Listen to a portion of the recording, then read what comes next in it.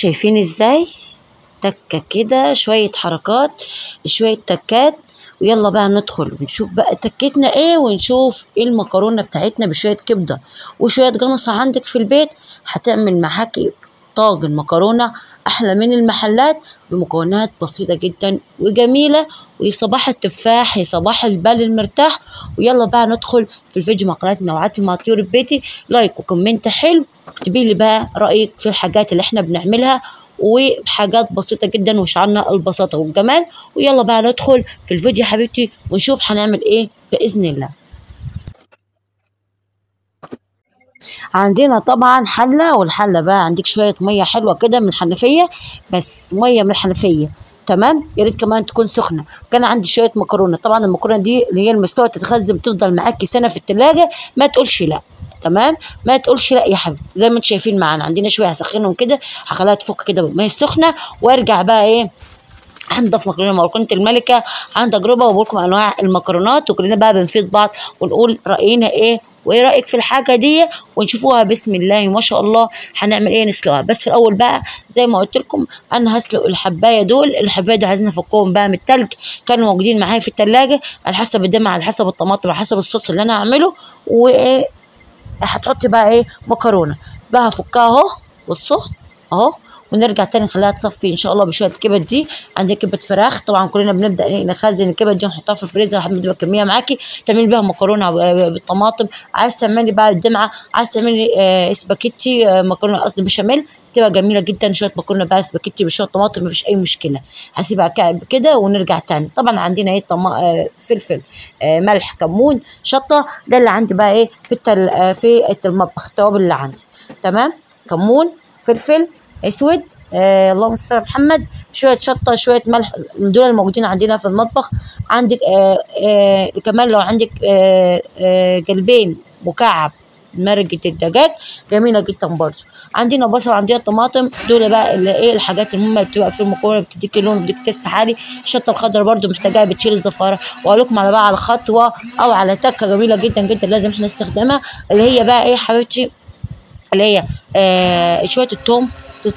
بتيجي هتفصصيها على ايد هون او بالقطاعه بتاعت التوم. انا ما عنديش قطاعه بتاعت التوم طبعا اتكسرت مني، فانا بعمل ايه بايد هون كده حلو بتاع الناس البسيطه كده الجميله. ببدا احطه بقى وبقى مفصفصه، يتحط بقى شويه توابل كمون كزبره فلفل اسود، يتحط بقى الكبده وتبداي ايه تدجيهم كده وتخليهم بقى ايه قطع صغيره. ما عدا بقى ايه الجوانص ما تنفعش تبدا ايه تقطعيها بقى في ايه في ساعات سكين على ايدك وتبقى فل.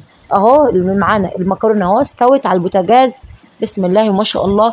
كومنت حلو ولايك قولي لي رايك ايه. دي بتاعت ستي بقى، خطوات ستي الله يرحمها.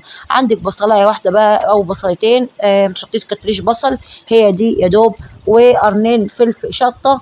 تمام، وزي ما شايفين معانا بص كده اهو الكبد والقوانص بتاع الطيور، مش بتاعت عجول ولا ضاني او عجالي. انت معانا اهو. وهنخرط بقى البصل، وعايزين كام فص توم. زي ما انتم شايفين معانا خطواتنا سهله وبسيطه باذنك يا رب. اهو بسم الله ما شاء الله. هندج بقى التومه دي في المدجاج اللي هو في ايد الهون مع كبده والتوابل كمون كزبره فلفل اسود. وطبعا التوابل دي براحتك، بس انا شغاله على دول عن تجربه، اللي هو غير الروزماري والكلام ده. الحاجات دي بتبقى والله جميله جدا جدا، وجربيها وقولي لي رايك ايه يا حبيبتي. تمام،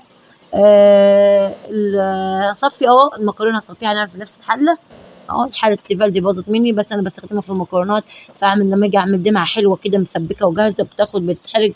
تمام، فليها ذكرى معايا الحله دي فانا بستخدمها يعني، فهي باظت مني فدراعها اهو مكسور مش مشكله، برضو بستخدمها بقى بتسبيكه الدمعه بتحرق الحلل.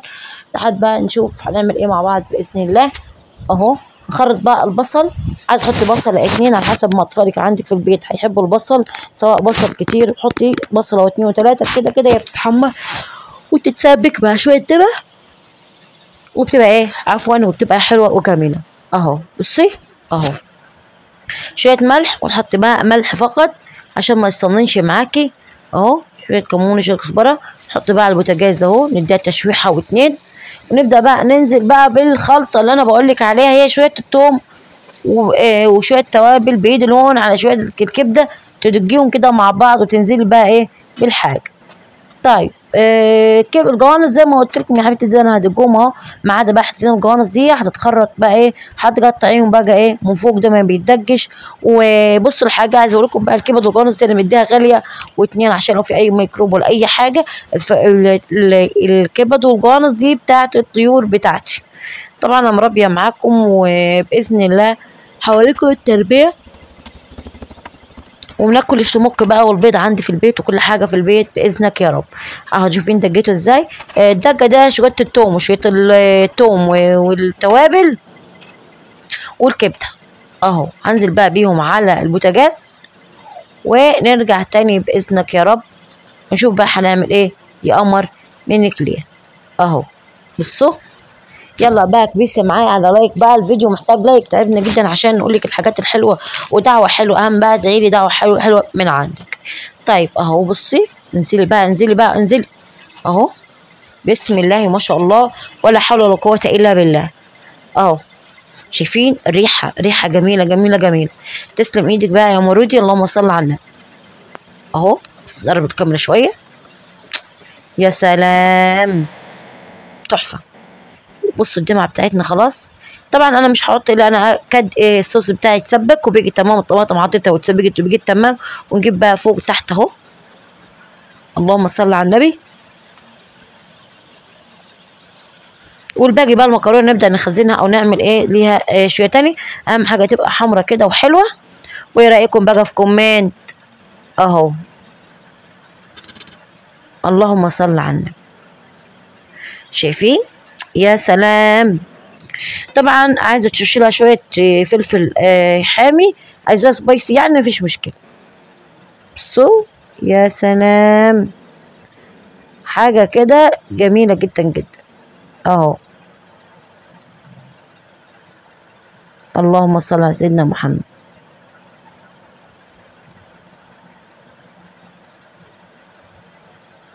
بصوا يا رب كده الفيديو يكون عجبك، وكومنت حلو وكلمه منك يا عسل، وقولي لي بقى ايه رايك في الحاجه، وجربيها وقولي لي رايك ايه، هتوفر معاكي.